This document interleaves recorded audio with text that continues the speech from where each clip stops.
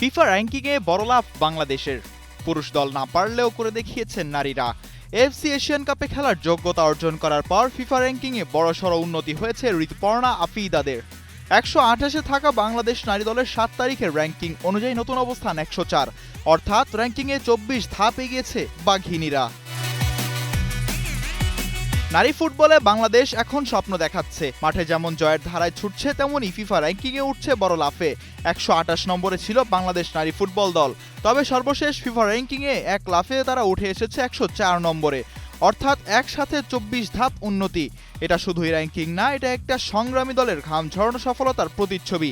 FC Asian কাপের বাছাইয়ে Myanmar, Bahrain, তুর্কমেনিস্তানের বিপক্ষে বড় জয়। সব মিলিয়ে রেটিং পয়েন্টে বড় ব্যবধানে এগিয়ে গেছে লাল সবুজের মেয়েরা। সাফল্যের এই ধারাই এনে দিয়েছে র্যাঙ্কিংয়ে এই বিপ্লব। র্যাঙ্কিং শুধু সংখ্যা নয়, এটা মর্যাদার পরিচয়। একসময় যেখানে মেয়েদের ফুটবল ছিল আলোচনার বাইরে, আজ সেখানে এই দলই দেখাচ্ছে আলোর দিশা। বাংলাদেশ নারী ফুটবলের জন্য এ যেন এক নতুন যুগের সূচনা। সামনে সাফ, এফসি এবং অলিম্পিক বাছাই, সবখানে এখন লক্ষ্য থাকবে আরও উন্নতির। আর এই র্যাঙ্কিংয়ের লাফই যেন বলছে আমরাও পারি।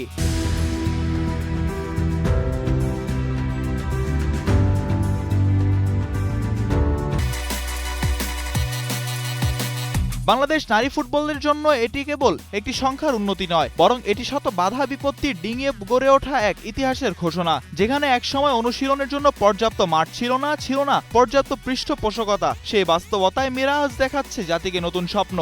128 নম্বর পজিশন থেকে উঠে এসে এক লাফে 104 নম্বরে যাওয়া মানে হলো বিশ্ব ফুটবল এখন বাংলাদেশের নাম শুনছে, নজরে রাখছে এই দলকে। এই অর্জন শুধু মাঠের সাফল্য নয়, এটি দেশের নারীদের এগিয়ে যাওয়ার বার্তা। এটি ক্রীড়াঙ্গনে মেয়েদের মর্যাদার জয়।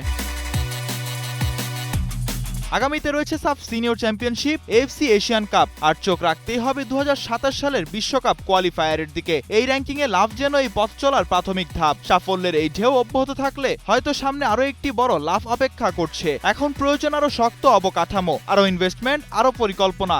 কারণ এই মেয়েরা দেখিয়ে দিয়েছে যদি সুযোগ পাওয়া যায় তাহলে তার চেয়ে বড় কিছু উপহার দিতেও তারা সক্ষম। মিজানুর রশিক, কালের কণ্ঠ।